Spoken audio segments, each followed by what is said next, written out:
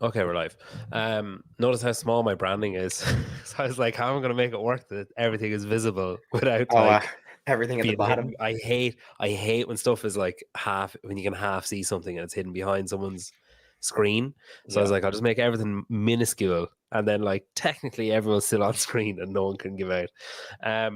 Yeah, you guys. So before we started there, you guys were talking about training, right? So I like totally different level, but I was at Crash, came back from Crash, and was just like tired, got sick, like sinuses, head cold, that kind of thing. Like, and then I was like, kids were like just not sleeping and stuff. So I basically was like, oh, cool, like don't have to train.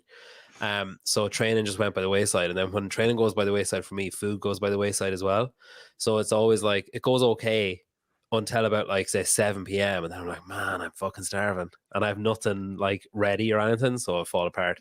So then we went away. It was my wife's birthday. We went away at the weekend, didn't train, and I was like, all right, meat and fruit can get fucked. Truth be told, it got fucked about like a week before that. Well, semi fucked. It got like felt up, and then over the weekend just disregarded it completely. And then today I was like, right, back on it, because otherwise there's Halloween shit in the house and it's just gonna like I'll get diabetes within a week. So I was like, right, I'll get back on it now. I did that you programmed today, Taylor, the kind of deload of like, it was like bench, AMRAP bench, 30 on, 30 off, then AMRAP bicep curls. I was like, this is perfect because it's so like it's an easy in. And I didn't read at the end. Bike sprints. There was bike sprints at the end that I just saw. I didn't scroll down far enough to see them. That was 2.5 hours ago. I am still not right. Like I haven't done bike sprint. It was like 20 seconds and then 2 minutes recovery. So I was like, right, well, you obviously have to absolutely like into the stratosphere send it. So I went like ham on my first one. And it like still on my last one, I still wasn't recovered from my first one. Where like my legs, lungs, heart, like mind, everything was just like, why there's candy in the cabinets, man. You could have just sat on the couch. You didn't have to do this. Why are you doing this to us? So yeah, I'm like, although we're going to be talking about like programming, coaching, Fitr and stuff, I am coming into this with a skew against self-made just from today. So like, if I'm hating on it, it's purely because genuinely think I almost died. Do you like, see this? Do you see this comment? 30 on, 30 off. 30 on. Kind of 30 on, 30 you know what? Maybe that's your Irish accent's pretty good, Taylor. What? Thank you. Peter doesn't think so. It's fucking awful. It is awful. It kind of sounds like you guys hold marbles in your mouth. Is that why you say? Is that Taylor? Is that why you say if Peter can say that with marbles in his mouth? Is that why you say that? I've never said that. I think you're thinking of someone else. I've never said someone in the group says it. Someone in the group says if Peter can say that with marbles in his mouth, you can say it. Maybe Sevon. What was I gonna say? Oh, I made a girl throw up last week at the gym with some bike sprints. Did we? You just walked in. All right, sorry, bike sprints. And this was funny. I hear her gagging, like she's off behind me to the left, and she's like, "Ooh!" And I start bending over, and I just thought she was getting nauseous. So I was like, "You better fucking hold it in." And that was like my response. I just thought she was getting nauseous. And afterwards, she told me she was trying to swallow her. And then just absolutely went, just I heard it all while I was going. I was like, oh, gross. Oh, it's all. But the thing that I find about those kind of bike sprints is you don't realize until it's too late. Like you don't like when there's a delayed onset of like maybe 45 seconds. Where you're kind of like, that was really good. I feel like I could, oh shit. It's just like everything starts shutting down. Your body ignores the fight response. It just goes straight into flight. And it's like, I'm out. I'm checking out. Dude, the bike, like, not anymore. Now I'll look at a set of bike sprints and be like, well, there goes the rest of my day. Yep. I can't do anything cognitively demanding later. When like host a podcast, for example. First kind of met, he would send me workouts that he wanted me to try that he had done. And he'd be like, hey, see what you get on this. See what you get on this. And one of the workouts was every 5 minutes for 30 minutes, 25 calories on the assault bike. Oh. And he was like, hey, him and Nick Palladino, he was like, we just hit it. hit it, let me know. And I went like Wow, that sounds nasty. 30 seconds, 40 seconds, minute 30, minute 45, like immediately fell off. And it ruined, like, this was like a Friday morning. So I would have had 3 sessions after that, like a PM and then an AM and PM on Saturday. Ruined the weekend of training completely. Useless. Yeah. I'll never forget the time I did 50 calories for the first time on the bike. And the owner of the affiliate at the time was like, anything under 60 seconds is like really good. Like he was like, just go full ham as long as you can and then try and hold on and you'll get a second wind at some point. So he was like, just go as hard as you can. Nice. And like rack up as many calories as you can, then just slog, like try and go as fast as you can go, but it will be slower. Slog, and then you'll break through the wall and you get a second wind. Like no conceivable second wind ever. Like I'm still waiting for it. That was about 4 years ago. I'm still waiting for it to come. But that was. What did you get? I think it was like 52 seconds or something. But it was like I did within like 20 seconds. I had like 30 calories done. And then it just like didn't move. This So is an it's OG just like assault bike, or this is an Echo? assault bike. But I was like, I remember being like, oh my God, it's going so fast. Like the numbers are going up so fast. And then I was just like, all right, it's broken. Like nothing, it's broken or I'm broken. Nothing's happening. But I don't know if I did it now, it would be very slow. Like very slow now. I'm way off. Here he is. Hello. Welcome. What's going on? So that was a great show, guys. Thanks very much. We've been sitting in silence waiting for you, actually. We've been talking about throwing up. That happens when you do a thumbs up. Like you either Oh, get that's- fireworks or you get. Wait, like, Well, really? Two of them.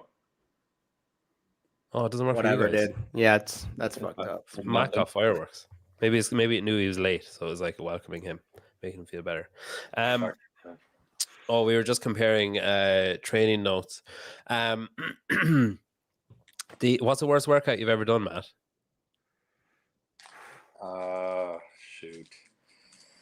It was probably an open workout, honestly. Probably something that I grossly thought my fitness level was at a different capacity and made it all wrong. Oh, you know what's the worst one? Or they're the ones where when you make an extra round, you gain like an extra 3 minutes.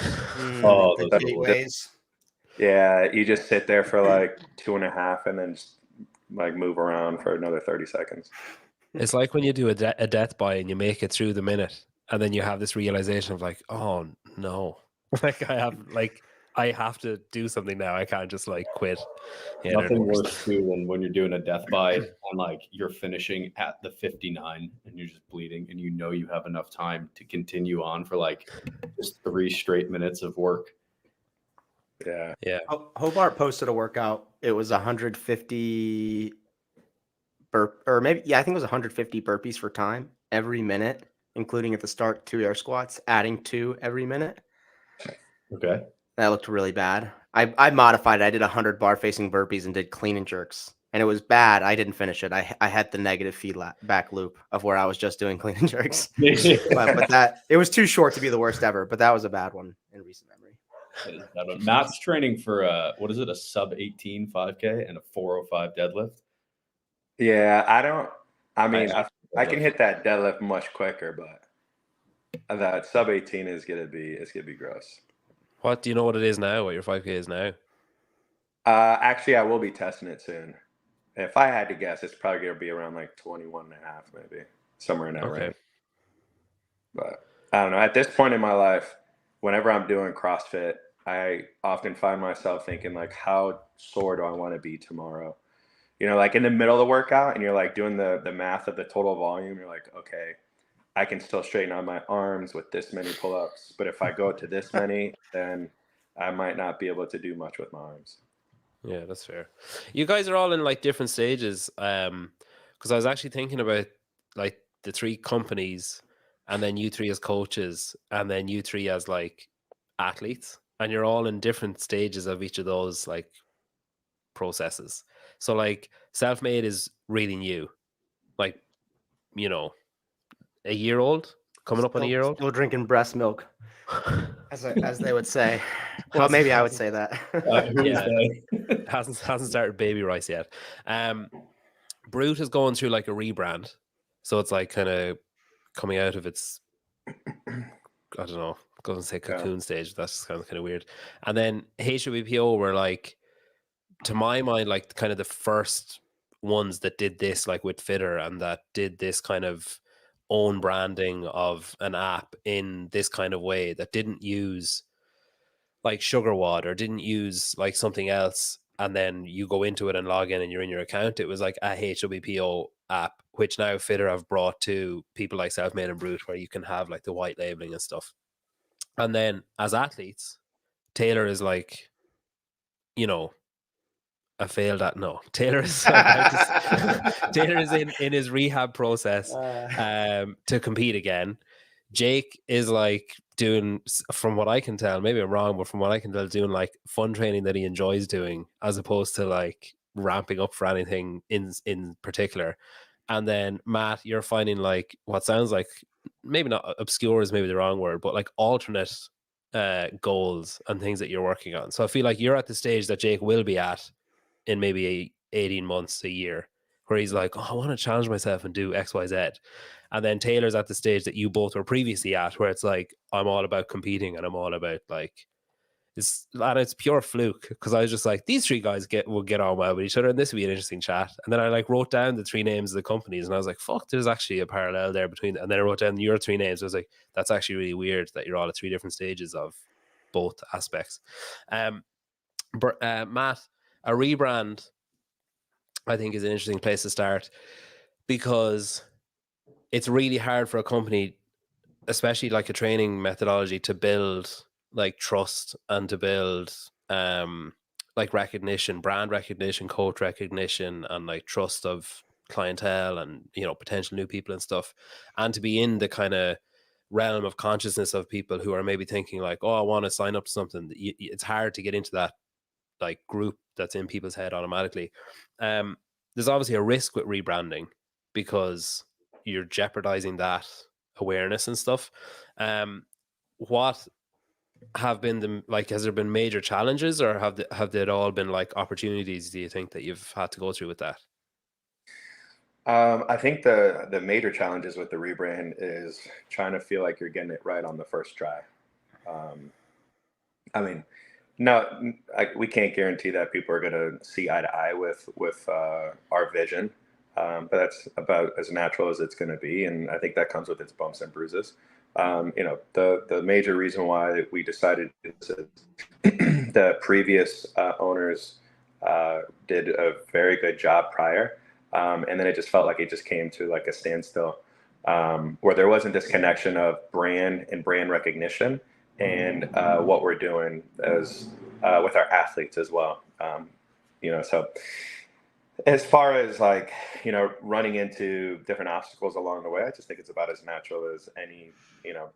What I would say, rebrand is in the same thought process as like a brand new company. You know, the good thing is, like, you know, people kind of know who we are, so it's not somewhat of a complete fresh start.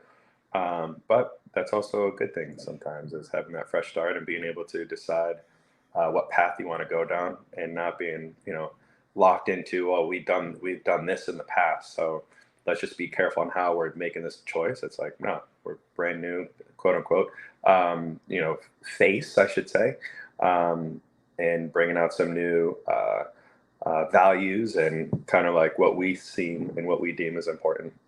So, you know, we're really just excited to get all that front facing to the public. I just saw this Cave Dash show has a lot of faith in you meeting your 18-minute 5K. Like, some comments, like, it's just like, maybe just say best of luck and not the first part. It's like, This maybe is just say, like, good luck with that. I get my hands so dirty in the comments and I just throw haymakers back, but Yeah. that's my approach. I swear a lot and just shit on them. And I get a lot of hate. Jake, there's a lot of, I think that's doable. Yeah, like, I don't know. I'm at sure this point in time, I expect nothing but hate. I mean, like, 2021 is your untrained 5K. It's not like you've been training, right? Yeah. Yeah, that's good. He's never ran before. That's just a guess. Yeah, I mean, I was pretty fast back in my day. And so, I don't know, maybe it's just one of those things where it's just like, I don't think it's that hard if I'm training for it. I agree with you. I think you can. I for sure think you can do that. You also are like a taller guy with longer legs. Nope. I for sure think you can do it. Yeah, We need more positivity like that, fellas. Thanks. Cave is probably just small. He's short. He's got that Napoleon complex. That's what the problem is there. Jake, then for HWPO, so like when it launched, it was Matt Fraser, like most dominant male athlete, train like he trains, like learn like what he did, and like that was the kind of USP was like, oh shit, he's releasing his like training, he's gonna like, and then it was, oh fuck, he's coaching people, and like he's going all in or whatever. That obviously gets you eyes and ears and a certain level of kind of buy-in from people and grace, I guess. Does that come with pressure then for, say, the current crop of athletes, that if, say, like this year maybe wasn't as successful a games campaign as you guys would have hoped for everyone, like when you assess the whole entire group as one unit, when you're comparing it, as people inevitably will, to when Matt was competing and what he did, is it putting pressure, do you think, on you guys or on them to try to match what he did, or does everyone just accept like that's probably not possible, so maybe just lower our sights a bit? No, so internally that pressure doesn't exist, right? Matt doesn't hold this standard that is unrealistic of, hey, I won 5 times, like everything we do needs to be in line with that. From a principle standpoint, it does, right? There are things that he did from a principle perspective that need to fall in line for everybody, that allowed him to win 5 times. But his expectation is not that everybody wins at all times. And the only time that pressure's felt is if you step outside of our internal walls, and like we the coaches or the athletes start reading online about stuff that people say, like that's when that pressure can come. But to be really truthful, like I don't read much online. One, and then two, our result at the games this year was underwhelming and not what we wanted. But these guys know like that can happen to anybody. So if you look at, there are other companies or other camps who didn't have great runs at semis or in the open or whatever. And there's a lot of chatter online from people that are like, oh, well, what are they doing wrong? Like, what went wrong? It's like, hey, man, that could happen to you. It can happen to me. Like, there is no control over some of those results on the floor. There's obviously a lot of steps that you can take prior to the competition that you can best hedge against a bad performance or best perform your athletes or prepare your athletes. But man, like they could go out and just have a really bad event. I'll use Jason as an example, and he's talked about this a little bit. Like he just was not in a position to really perform at the games. And so you can look and be like, he got worse than last year. And the answer is, yeah, he was worse than last year from a performance perspective, because of some factors that happened before the games that bled into the games.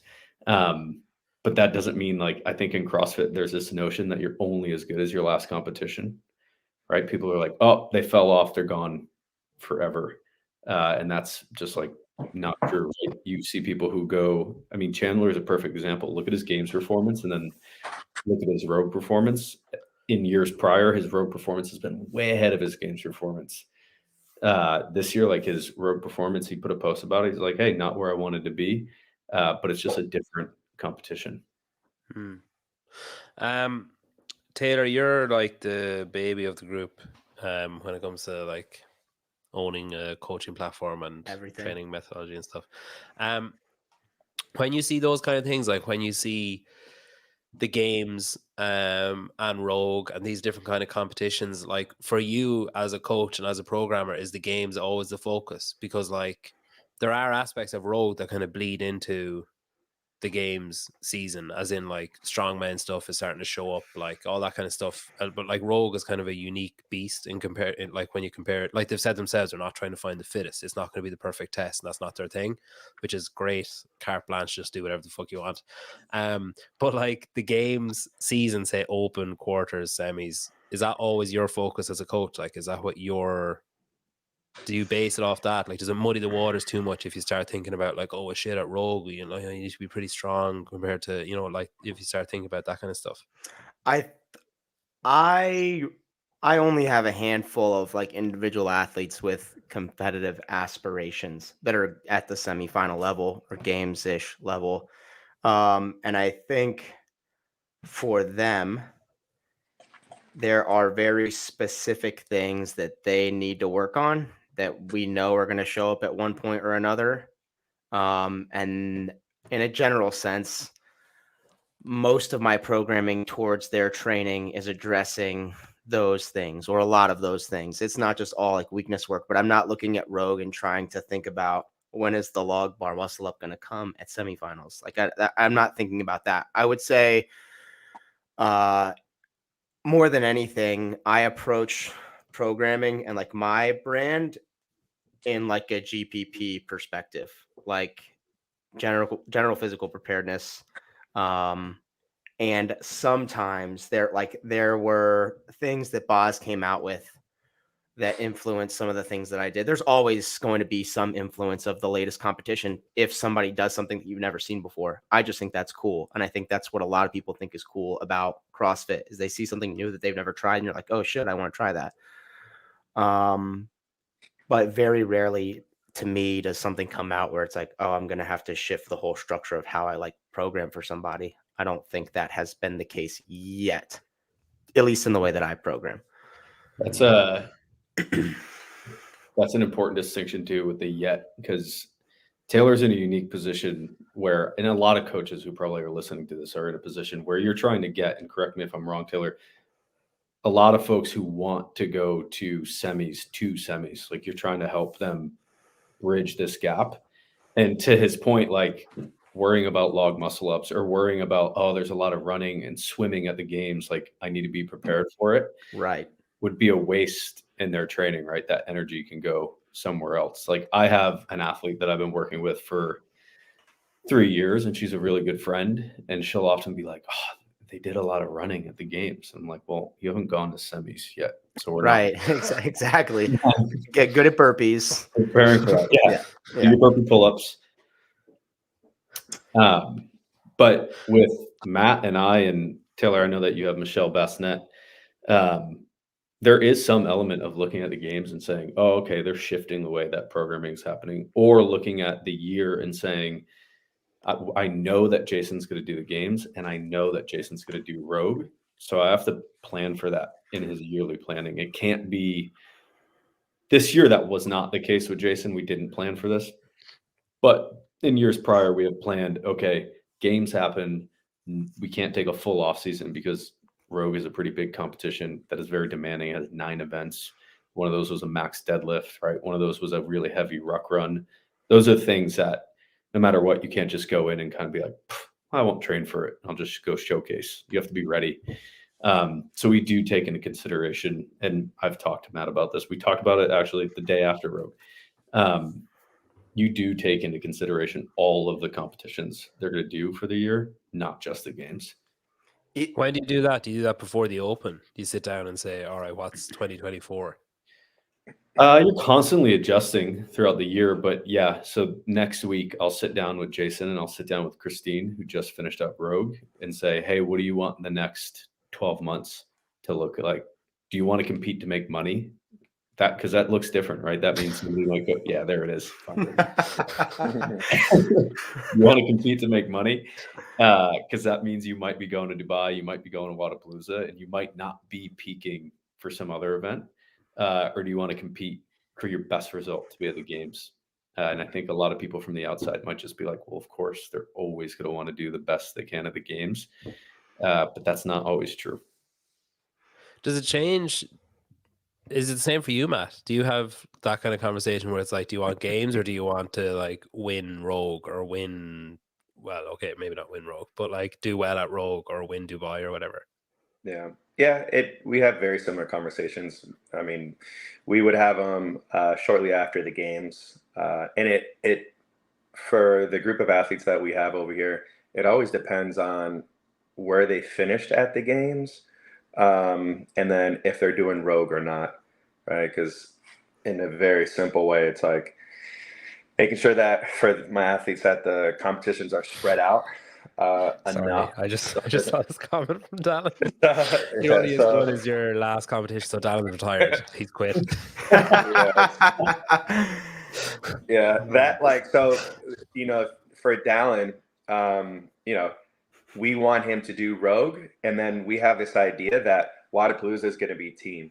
But if he didn't do Rogue, he would probably aim to do Wadapalooza individual. And so it comes down to a lot. It's like we talk about money with our athletes, and some athletes are going to be like, okay, I just signed with this company, so I'm not really worried about doing a million different things in competitions at one time. So for them, it's more of like, it's a bigger priority to put the emphasis on competing and seeing if some of our progress is starting to show a little bit. And then with other athletes that we have, there's more emphasis on earning money for these competitions. And then it comes down to like, okay, what's a realistic thing? This competition, we could probably place, around this spot, knowing what they typically test. And then for this competition, so it's like, it's one of those things where we start the conversation after the games. And then we come back and we constantly circle back to this conversation based on what competitions we're setting up for, where we are in progress from our training perspective. And, it's something that we're constantly having in communication with. Are you like, so I know that Taylor's like you're a CrossFit purist, like Taylor, you're like I don't know how to describe it. Like, The Hopper guy, not Jason Hopper, but the Hopper. yeah. But like Jake, would you consider yourselves like? I feel like if an athlete said to Taylor, maybe I'm wrong, Taylor, but I feel like if an athlete said to Taylor, "Yeah, I think I'm going to peak for Dubai and not the games," Taylor would be like, "The fuck you are." He's like, that would really piss him off. Like it would hurt him.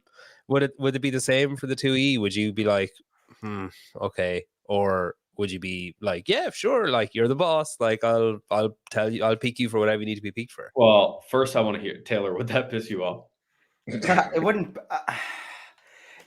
To be honest, I don't have as much interest in training elite athletes to where I think I foresee that ever becoming a problem with me. I don't have the capacity to train that many to begin with. And the handful that I do all really care and are super hungry to either make semifinals or qualify for the games. Like Emily White, super hungry for the games, Michelle, etc. I don't know that I wouldn't want to sacrifice the time that it takes to train an individual just to go to Dubai. Like I want to help somebody accomplish a dream of like, shit, I want to go to the CrossFit Games. And if that's not the dream, I much rather spend my time with SMTP, like the 60 track, because beyond that, my favorite thing is like, dude, I just want to go in and see a workout that looks so fun, get my butt kicked, have an amazing workout, and be healthier. Like push chronic disease aside. Like I care. I'm like an affiliate. I would say that's more my bread and butter or what I enjoy. See, I know Taylor self. I kind of see like the like I would say like the top 40 athletes that are going to the games. I kind of treat them like, a football player. When you get drafted, your goal is to win a Super Bowl. It's like Super Bowl or bust every year, right? It feels good to win one playoff game, two playoff games, make it to the AFC Championship, but it doesn't feel good to lose in that section. So I think of like these big time competitions like Dubai and Wadapalooza and Rogue as like the playoffs in a way, where it's like, yeah, that's nice. But all these athletes, I mean, and you ask them, they'll answer it the same way. It's like they can win every single major event, right? All the accolades in the world, but people actually remember one thing: the games. Who won the CrossFit Games? Right. Like if we're a month up to the CrossFit Games, like you might get people looking back if they're asked, "Hey, who won Rogue?" They're gonna be like, "Oh, hold on, just let me look it up." But everyone can answer who's the fittest on the earth, who's the fittest on earth, who's just won the CrossFit Games. Yeah. And so I think that's kind of like, is it nice to win these other ones? Of course, yeah, it really is, because it shows you where you're currently at in respect in regard to the events that were shown over there. But I think all in all, I think they all want to win the CrossFit Games or make it to the CrossFit Games. Right. I agree. To answer your question, Peter, it wouldn't piss me off, but it depends on the athlete. Like if Jason came to me and was like, "Hey, I'm going to peak for Wodapalooza, not the games," I'd be like, "No, you're not." Yeah. But then not to throw this name out, but like an athlete like Danny Spiegel that's just going to go out for like all these out of season circuits, and she's clearly doing very well for herself. So like, who the fuck am I to talk shit? I don't know if that's her goal to begin with, but it seems like she hits these off-season comps super, super hard. I would be shocked if she's able to be truly peaked at the games. I don't know. No, I'm with you on that, Taylor. I think that there are a number of athletes out there that maybe are like if you think of like Luka Jukic makes more money by not qualifying for the CrossFit Games every year than he would if he did. Like he made more money in. Yeah, I know, but like to Matt's point, who last won the CrossFit Games? Right. But Luka Jukic made $50,000 in January and February of last year by spending like 3 weeks in the Middle East competing in competitions that nobody's ever heard of, but he was winning them all. And like he was making $2,000 in a rowing competition in a mall in like Dubai or whatever. But like JR asked, any chance that an out of CrossFit Games program competition circuit will become more appealing from a monetary and lifestyle standpoint than pursuing quarter semis games? Like if you had, say, your Wodapalooza, Dubai, whatever, and then you just did that, because they are spaced apart enough. Maybe Dubai and Wodapalooza might be a bit close, but like they are spaced apart enough that you could just say like, all right, screw it. Like I'm finishing 10th at the games, which is nice. Maybe that's my ceiling. Whereas I could win 3 of these competitions and, bring home a nice fat check. Yeah. I mean, I think that as the sport grows, you're going to see both. You're going to see these athletes who are like Super Bowl contenders, games contenders. And then you're going to see these athletes who want a career in the space, and they go and they do all these outside competitions. To Matt's football reference, like there are practice players that make a ton of money and they're not NFL personalities, right? There are even like guys on the team that aren't personalities, but they make a good chunk of money. Like they love the game. It's their thing.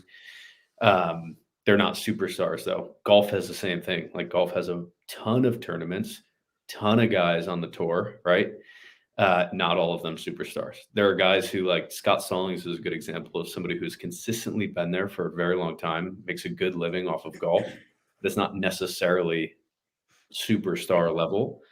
And I think that if you asked him like, hey, do you want to compete in the biggest competitions? He'd say, yes, absolutely. And then if you said, hey, do you want to sacrifice making money at all these other things to do it? He'd be like, yeah, I don't know. And I think that there are probably athletes sitting at home who compete at the CrossFit Games who say, hey, look, if I'm being totally honest with myself, I know that I'm not a contender for the podium or to win the CrossFit Games. I'm going to go do all these other competitions and be a personality in the space. And I think that the more this sport grows, the more we're going to see that become a viable option. Yeah, I think there's like there's athletes out there that they can place consistently in like a top like 3 to 10, going like get like 2 knockout home run events where they go like event win, and then maybe like get into the games consistently as well. Like we can all think of the athlete that comes to mind, both men and women's side, where they have the ability to do that, and they can actually show up to different competitions and get it done, and then squeak into the CrossFit Games and then get those big event wins. And whatever satisfies their desire to show up and compete at these events is to each their own, and their coach that is coaching them along the way. I think I could probably speak for the 3 of us, where it's like if we see some gaping holes in our athletes' ability, we're going to do everything in our power to make improvements each and every single year. That's like, for me, it's like I'm going to make the improvement based on whatever my athlete's goal is. If they say they want to get better at the CrossFit Games, perfect, I'm going to do it. If they say they want to go into more competitions and win more money, in littler competitions. I don't want to say little, but other competitions. Then I'm going to make sure that they're prepared for that as well. Yeah, a good example of that is like if Jay came and said, "Hey, I want to do Dubai, I want to do Wadapalooza, and I want to do the best I can at the games," and we know that he has this hole we need to improve.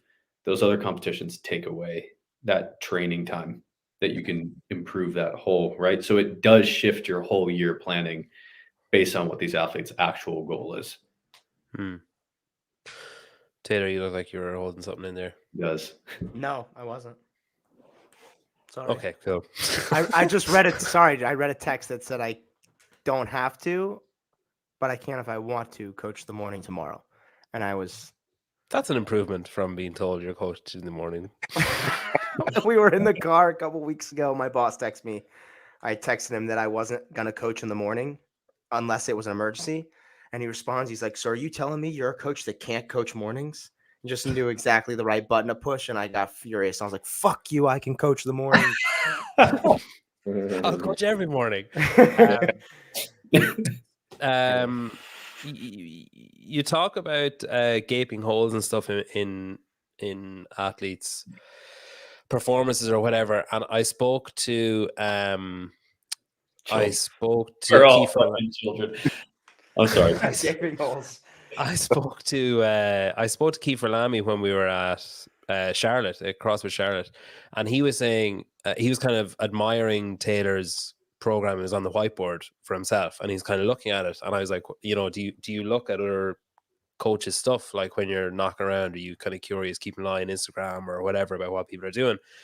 And he said, well, for someone, if we have an athlete that's weak at the stuff that Taylor is strong at, yeah, I'd look at what Taylor is doing and be thinking like, oh, I wonder, can I get that person to maybe do some of this stuff, because Taylor's really good at this kind of stuff. But he was like, I wouldn't compare our whole ethos with someone else's whole ethos. He'd be like, if there was a weakness. And then he said that if there was something that all of their athletes fucked up basically in a competition, that then he's like, right, well, that is an ethos problem. Like, he's like, we need to assess like our whole coaching, because we've obviously left something out for everyone then, if they've all had, and other camps haven't had the same problem, or other athletes haven't had the same problem. With that in mind, Jake, if you want to kick us off, like when you finish, say like Rogue, we'll say this is kind of the bookend of the season, and it's finished now. Like, so we've had the games, we've had Rogue, and now we're looking ahead to next season with maybe kicking off at Wadapalooza or Dubai or whatever. How much do you let the performance of your athletes and the programming that has been there dictate what you do for the following year? Like can you overcorrect? Like, is it, you don't want to like not adjust at all, but then you can overcorrect, and if Boz decides next year, like, fuck it, I'm going back to classic CrossFit Games programming, like, now you've wasted potential time? Or do you trust that like the programming will be there, and if it's not, it's that GPP that Taylor's on about, like, it's going to transfer over into other things, and like, it won't be that radically different, hopefully, and we'll kind of won't over adjust our course too much? Like, how much do you allow yourself to be guided by that? Yeah, I look at it as principle and prescription. You have your principle, right? So take Rogue, for example, with the log muscle up. The principle there is skill acquisition on something that's odd. And the log muscle up is the prescription, right? And so when we go back to the drawing board, if an athlete struggled with the log muscle up, we will try to touch it in some capacity, but we will work more on their ability to pick things up that are weird quickly, right? And so even if that never shows up again, that is a principle that is applicable to a bunch of things. And so when I adjust training, unless I know what we're training for specifically, right? Saying like, I know that there's going to be a log muscle up and we'll train it. I try to go principle first, and then the prescription will look different for each individual. So for some people, Jay and Victor are really good examples. Victor Hoffer, ex-gymnast, can pretty much do, if you show him a video of it, he can do it. Like, he was here this summer and we were like, can you do backward rolls? And he was like, yeah.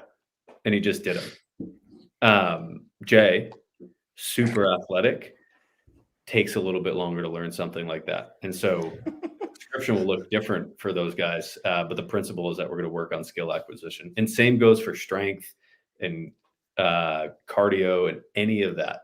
it's always principle first for us. But you didn't ask me this, but I'm going to touch it. At all these competitions, I'm constantly asking Matt questions, Michelle Latondra. Like, we talk to each other all the time about like what we're doing with athletes. I have, and I'm not just saying this because you're on the podcast, looked at Taylor's training, really like it.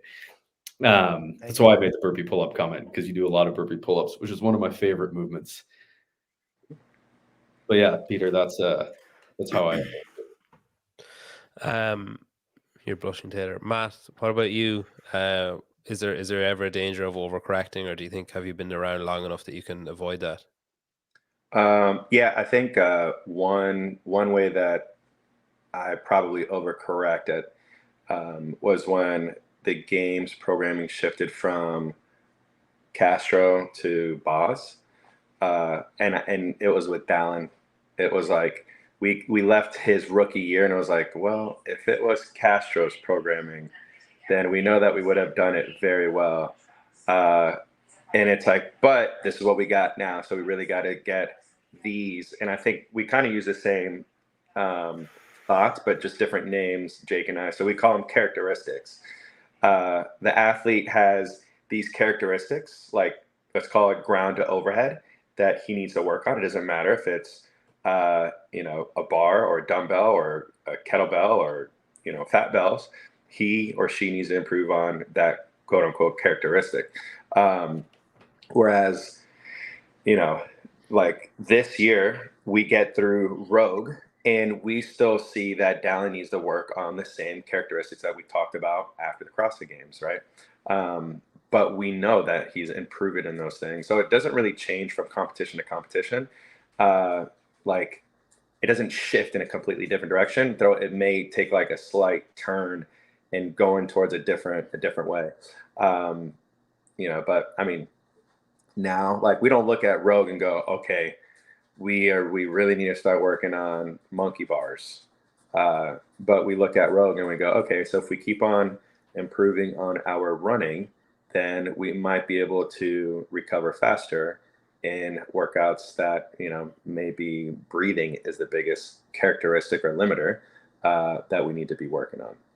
So you're not like spraying your athletes with hoses when they're training now to just get them used to.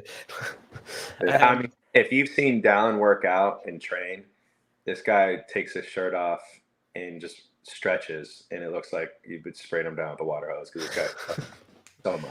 Yeah, that's all just for Instagram though. He brings a little spray bottle around.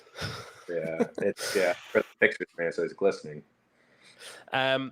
Taylor, is it tricky for you as someone who is like, I call you an analyst, someone who assesses programming, like you literally have a show that assesses programming, and you often talk about like training camps, you often talk about other coaches or other athletes and their performances or how you think they could do better or where their shortcomings were and stuff. Do you feel that puts pressure on you as a coach then when you have an athlete who's going to semifinals or games or whatever, that because you've commented that yours should be like somewhere top of the pile or whatever? Not really. I'm pretty comfortable in my ability to critique other people and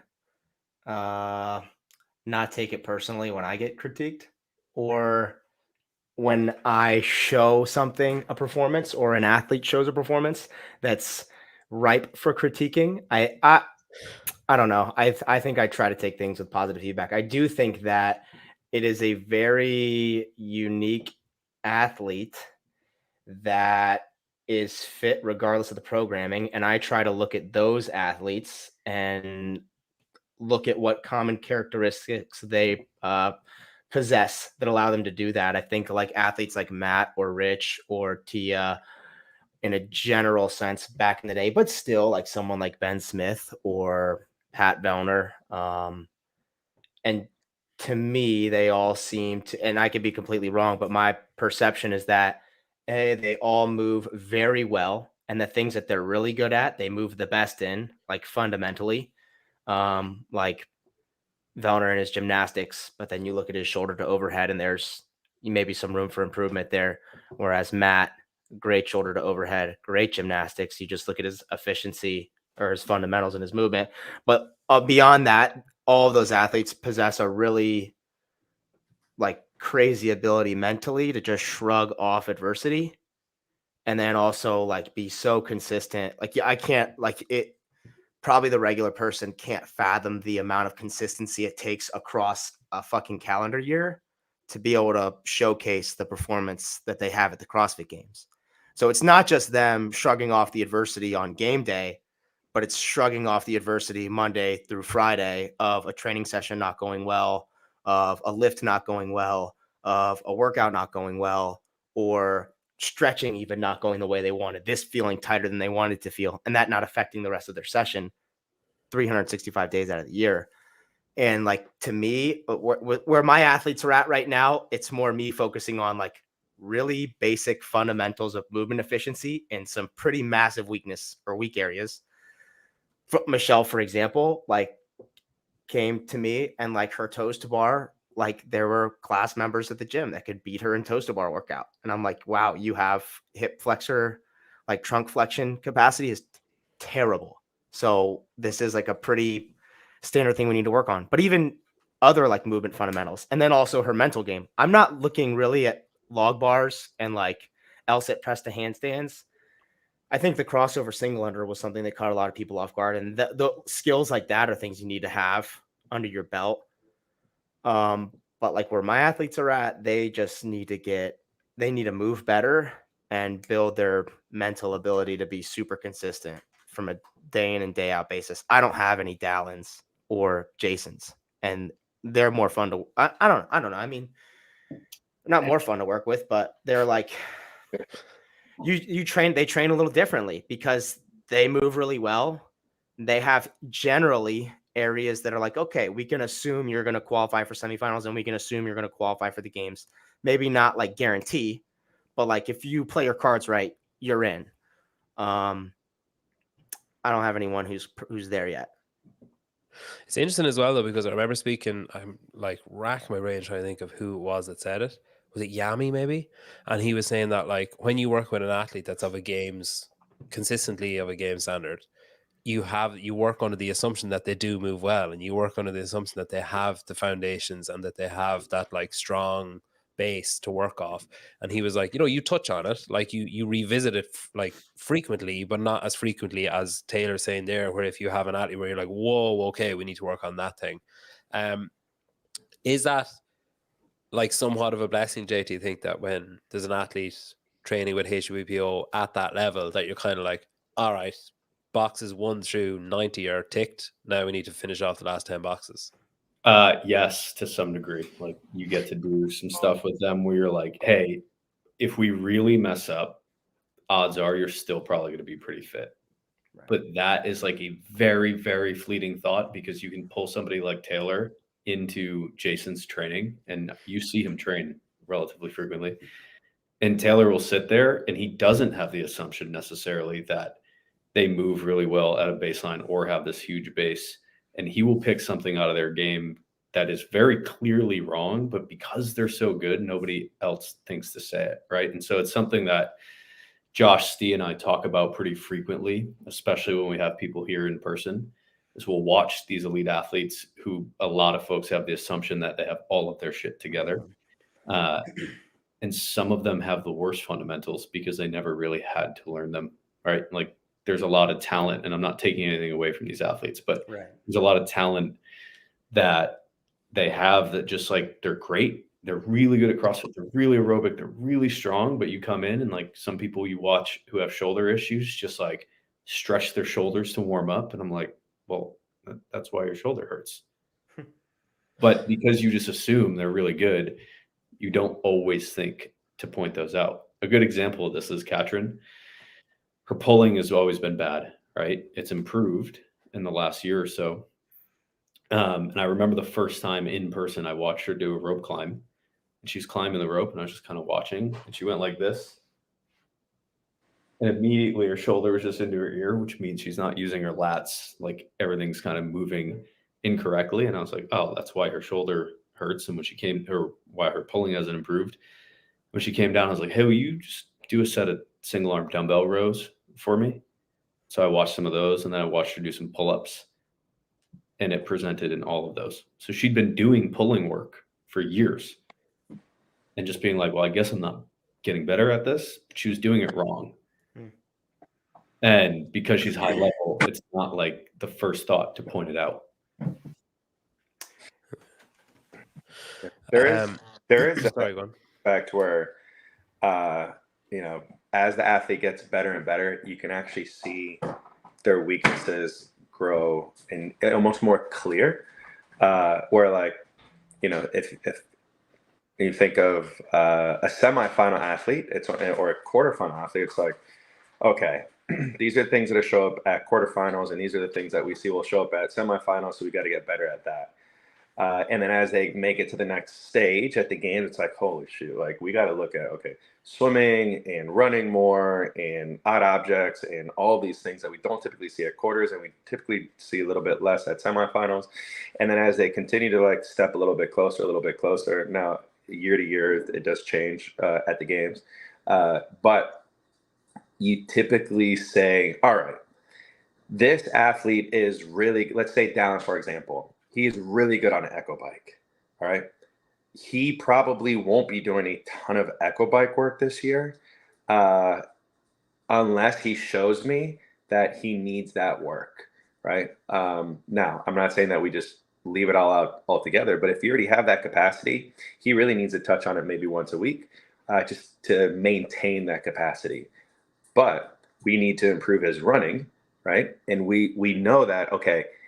And we do these like theories all the time throughout the year. It's like, man, imagine like Dallin's goal right now is a sub 19 5K. We go, if you run a sub 19, the day that he runs a sub 19, and we look back and go, obviously 5K run, yes, but I'm thinking like more of like Helena. That's really what I'm like focusing in on right now. Is we go, damn, if you had that sub 19, dude, Helena, you probably would have gotten this score. And looking at the game, we probably would have finished at this point in time. But it gives us like that excitement and motivation. But you know, the point being is, as they get closer, we know we just fix this one thing, it might give us a better chance. Not saying that everything is going to be, you know, fixed or everything is now going to go our way, but now we know that, you know, we are one step closer of, you know, fixing that weakness. Taylor, are you reading the comments? A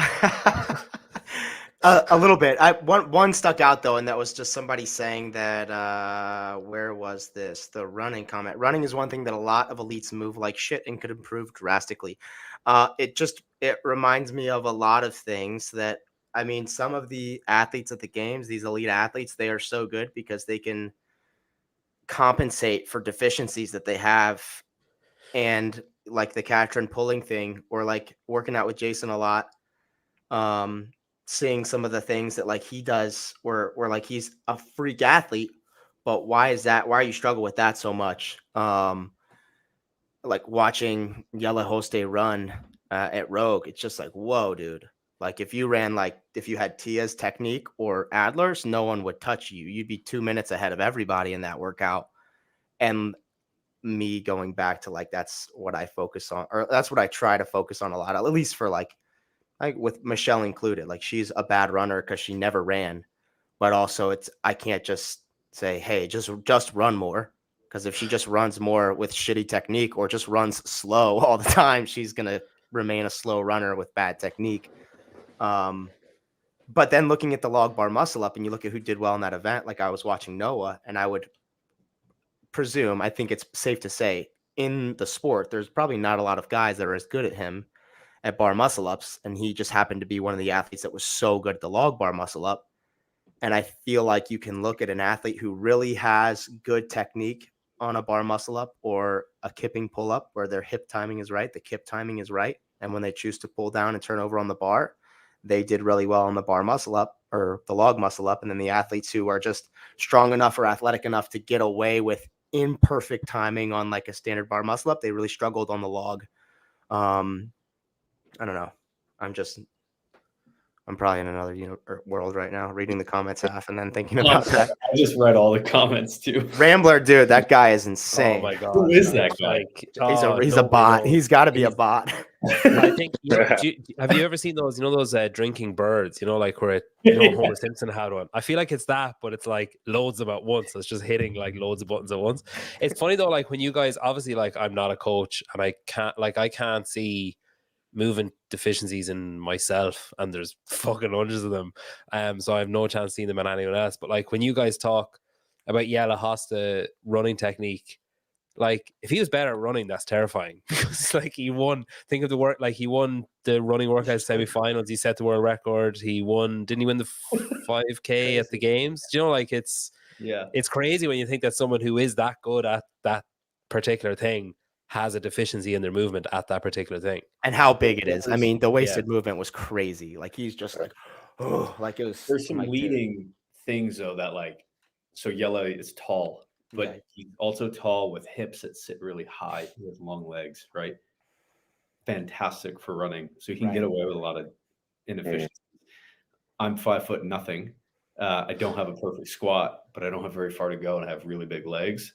I can squat a lot, even with some inefficiencies, right? Like there are some things that if you have a big enough outlier on it, you can get away with it. Not that you shouldn't fix it, but that's why you see some people still be really good at stuff.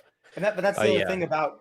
Well, I was just gonna say, I feel like that's the other thing for me about like elite athletes is you can make such a monumental improvement in such a short period of time with like technique things and something like running or gymnastics, especially. I think it's hard to fix years of like practiced bad movement on a barbell or lifting or some things, and gymnastics too. But I feel like in a general sense, gymnastics a little easier to fix. Some of that stuff a little easier to fix technique wise. Matt, if you were to give an elevator pitch of Brute, I'm just curious, because obviously the elite athletes are important to HWPO and to Brute because they're kind of like not free, but they're kind of like free advertising. Where like if they do well, there's going to be a bump in subscriptions or in people like joining for both camps. I always think of elite training camps and competitions in the same vein where like it's cool to have the RX division in a competition, but it doesn't pay the bills. Like you need to have the scaled, you need to have the masters, you need like they're the ones that are like signing up in their hundreds for these competitions. Like so they put the competition on basically, and then you get to showcase the RX while making a fuss of everyone if you can. Am I right in assuming it's the same with the training camp where like it is nice to have the RX, but like they don't keep the lights on? It's the everyday athletes that are training at home or in their affiliate or whatever. Like, so if you were giving an elevator pitch, do you discount them entirely? Like, do you like what would your pitch for Brute be? Yeah. So are you asking, do we discount the professional athletes or do we discount? I don't mean discount as in they pay less. I mean, do you discount as in like not mention them and is your folk like because the everyday athletes keep the lights on, but the RX ones are like cool and flashy and like they bring the members in. Yeah, I think it's important, and I believe we're coming to points in time where people understand that they cannot possibly do the same programming as these professional athletes. But what I think is important for those people to know is the methodologies still remain the same, right? We still put priorities first, right? So it doesn't matter if you're a games athlete or if you're a quarterfinal athlete or if you're just an open level athlete and you're interested in doing our programming. Priorities are priorities, and so the priorities are based on where you're at. So if you're doing the open and you want to get better at the open, then we have to create more strength, more generalized strength, and we have to be more aerobic, and we have to be able to, at some point, do higher volume gymnastics and simpler gymnastics, right? And then as you say, okay, well, I got really good at this, now I'm ready for that, then things start to take a more like narrow approach, but priorities are very, very, very important. And I think the biggest reality check for people is if you are a younger aged athlete, like your athlete age, let's say you just started, CrossFit 2 years ago, right? And you're ready to take a leap into more competitive type stuff. Volume is not always the answer. Quality is going to take priority over quantity, but quantity does have a place in our sport throughout the season. But there has to be this level of, and this is the hard part, and this is no longer an elevator pitch. Now it's just a dissertation. Like, people have to realize we're taking the stairs. It's okay. exactly. I guess, like, you know, one thing, like, people have to realize, like, you can look at social media and YouTube and see what's going on, but you have to be able to, like, separate the two and say, this is not for me, but it looks awesome, but I'm doing this and I'm going to stick to this, right? Because this is for me. I'm not going to just, like, you know, decide to go do this because my favorite athlete is doing that. You know, so in short, priority is of importance in where you are, athlete age, and what your goals are should dictate what your priorities are. Yeah. Jake, what about HWPO? Like, I feel like I forgot, actually. Steve told me that I was to refer to him as your boss for the entire time of this. I actually forgot about that. But I know he and you, among others, are kind of in charge of, like, the elite coaching development side of things. But like I say, you obviously need, like, everyday athletes to sign up, or everything kind of falls apart pretty quickly, where you end up just relying on, like, competition earnings or sponsors or whatever, and, like, that's kind of a slippery slope. You need those everyday athletes to keep the lights on, basically, and to keep the cold plunges plugged in or whatever. Is it, like, do you discount those? Like, do you use those as your sole marketing technique or whatever, or your main marketing brand, or how do you go about it? No. So we fortunately have a big enough member base that it affords us the ability to pour a lot into coaching these elite athletes, right? They are not the top of the funnel necessarily for us from a monetary perspective. We have a ton of members, right? And we have a lot of programs that offer things that people might like, right? So we have a sweat program that is a very specific type of person that wants that. We have flagship that is a very specific type of person. And those all support us to be able to go then coach these athletes. Where it does come back is that people get awareness of HWPO through Matt, obviously, and then through these athletes competing. And there's an aspirational aspect where they're like, oh, I really like that person. Like, I'd like to be like that person. Obviously, they're not necessarily saying they want to be a games athlete. And then they may come and follow HWPO because of that. And there's a bit of a circular effect there. But the members are what allow us to coach the elite athletes. And anybody who's stepped foot into a CrossFit gym knows this, right? There's somebody training in the corner who's the athlete or the one doing, like, the competitor program. They're not paying the bills. All the members are. Yeah. So we don't discount them, but, like, that is how they fall in the structure. Taylor, I feel like I could give an elevator pitch for Self-Made, where, like, I do it, and I think, fuck off. No, I'm coming around to a compliment. But, like, so I do it, and I think it's like that simple, not easy thing. Like, it's what you're doing isn't easy to do. Like, it's difficult. What you're doing is difficult to do, but it's so easy for me to understand what you're doing and what you're trying to do that I could explain it to someone who's never done it before.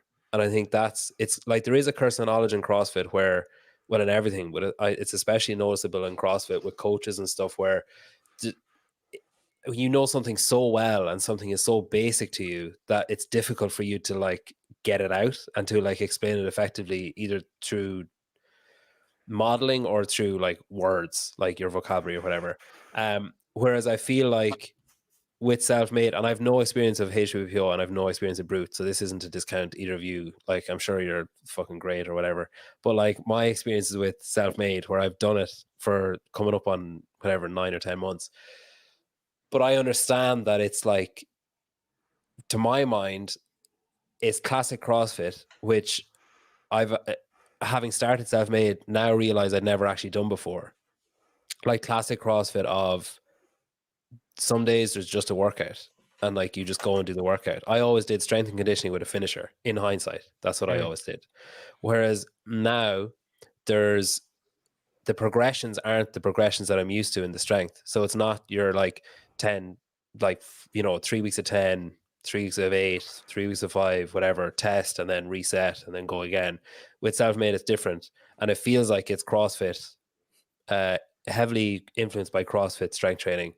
And then the workouts are classic couplets, triplets. The conditioning is abhorrent, like it should be. But I feel like I could explain that to somebody who's never done CrossFit. I'd probably explain it badly, like they wouldn't understand it. But I feel like I could explain, this is what self-made is. It's classic CrossFit, and it's strength training that is influenced by CrossFit, and it's couplets and it's triplets. And it's basically like if you walked into an affiliate and left thinking, that was like, there wasn't a lot. Like I basically went for an hour and I did something for 6 minutes. Or like I went for an hour and I did something for 12 minutes. And I feel like I should have done something for an hour. And I feel like that's what self-made is. Is that accurate? I felt like a backhanded compliment at the end. You were doing great until that last part. What did I do wrong at the end? I'm kidding. It's accurate in the sense that if you've never done CrossFit before, you would have a hard time probably explaining it, because if you've never done CrossFit before, you probably need to go to like 3 or to 5 affiliates near you and siphon through which one you feel like has the best coaching and learn it there. But if you've been doing CrossFit for a while, and whatever allowed you or whatever gave you that feeling of like, holy shit, I love this, I want to come back, the feeling that I got, that's what I try to recreate in the programming that I give, is like, why did I fall in love with CrossFit, and how can I share that with other people in the programming and the teaching and the coaching? If you don't like CrossFit, you just go do what you like to do. But the people who fell in love with it for what it initially was, what it still is in a lot of circles, that's what I try to recreate. It's nothing special or new, just my own twist. Like, why would you say it's something special new, you fucking idiot? That was your opportunity to. I appreciate the honesty. So many people are like, this is a game changer. And it's just not. What about like, so you all have online clientele, and Jake and Matt have said the importance of them in, keeping the lights on, basically. Engaging them is obviously like, if you own an affiliate and people coming into you every day, you can talk to them, you can find out how their life is, you can, adjust accordingly, you can maybe pay them some more attention, some less attention, whatever. You can, see how people move, that kind of stuff, like all the like hands-on kind of stuff. But then when you're doing that online, it obviously poses some problems where it's difficult to do that. It's difficult to maintain a relationship. It's difficult to be present all the time. It's difficult to show your face and stuff. What have you done to make that an easier thing to accomplish, or what like tools have you used to help you to do that? Matt, do you want to start there? Yeah. I mean, so I think you're gonna get two different types of people inside of I would call it like a templated programming. One is people that just simply don't want to be in a group community workout. Like they truly want to focus in on themselves. They might have people training around them that are doing potentially the same type of, programming from the company. But I think for the most part, like they want to go in on their time. They want to move at their pace. And they're not really interested in doing, their local CrossFit affiliate programming, which is fine. And then you're also going to get people that are going to be more geared to like the community and the leaderboard of that programming as well, where it's like and you can hear it in the comment section of our community message board as well, where it's very clear. It's like, they're interested in why this person did this strength or how this person moved this fast, and like, is that even possible? And there's usually like little cliques getting formed inside of there as well, and like everyone's kind of like jabbing one person, and it's like you could see very clearly what makes them interested in continuing to do that program. And for us as coaches, it's just important for that person that's interested in, and they're always the same type of people that are going to leave the first bad comment, but sometimes they're going to leave a good comment. It's like, you understand that, and you're almost going to find a way to either A, like feed into it when things are good, or B, diffuse it when things are bad. But it keeps them entertained, I guess I'll say. And then on the flip side, it's like some people just want to see the consistency of, hey, we did this one week, and next week we're going to progress. The next week we're going to progress, and then next week we're going to test. And so, it's our job as coaches to cater to those different types of personalities. But I think for the most part, it's the same basic personalities that you're going to get from company to company, as far as, being able to grow, I would say, like, feed that type of personality, to make sure that they're consistent month in and month out. I was going to ask Taylor how you cultivate your online community, but you're literally messaging into Fitr now, like during the show, responding to comments in the message board. I don't even text people back. I feel like I spend more time in there than any other place. But I think I really enjoy the feeling of I love to coach. Like, I coach at the gym I'm at now. I hope to own that gym someday. And like, I just really love people asking a question about something that think that I know a lot about, and me giving them an answer that helps them and allows them to get a better workout, allows them to fix something in their movement, allows them to get their first muscle up, their first pull up, allows them to PR their deadlift, whatever. Like, I love that. So I try to be as responsive to all questions in the chat. Like, at times it's hard for sure, and I don't have anywhere near the volume that HWPO has, so like, I couldn't even fucking imagine trying to manage that. But I try to be like, I would never talk to anyone else. I would only be in there. But I try to respond to people when they ask questions. I try to give coaching help when they send some video, and when somebody new does a tryout, like, I take one day out of my, not a full day, I take like an hour a week to like message people who have jumped on a trial and be like, hey, like, I'm here to help if you have any questions. Blah, please, blah, blah. Please hang around. Please Yeah. stay. Don't quit. Just 1 month. Don't quit. Convert. Tell your friend about it. Yeah, 10% off. With branding then, Taylor, so you've made use of the white labeling with Fitr. Is that like, for you, is that like, oh, this is cool, or do you think it adds something? I asked them initially if I could get my own app like HWO has, and they're like, nah, you fuck, no chance. I was like, fuck.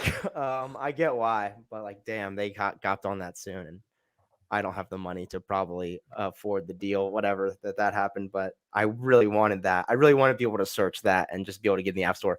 But white label's cool. It's for sure cool. I think it just gives you, it strengthens your sense of, this is what I'm doing.